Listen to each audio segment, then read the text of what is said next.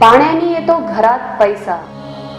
कधी कधी कितीही मेहनत घेतली तरी घरात पैसा टिकत नाही किंवा आपला पैसा कुठेतरी अडकून राहतो। त्यासाठी घरातील पाण्याचा प्रवाह ही जबाबदार असू शकतो। पाहू पाण्यावर काय उपाय केल्याने पैसा येतो।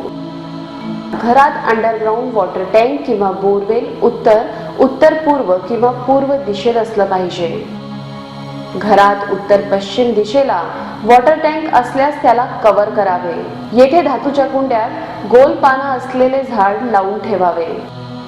स्थिर पाण्याने धनहानी होण्याची शक्यता असते, म्हणून डेकोरेशनसाठी ड्रॉइंग रूम मध्ये स्थिर पाण्याचे पॉट ठेवण्याऐवजी फाउंटन लावणे जास्त योग्य राहील। जर घरात पाण्याचा प्रवाह उत्तरेकडून पूर्वीकडे असेल तर पैशात वाढ होईल।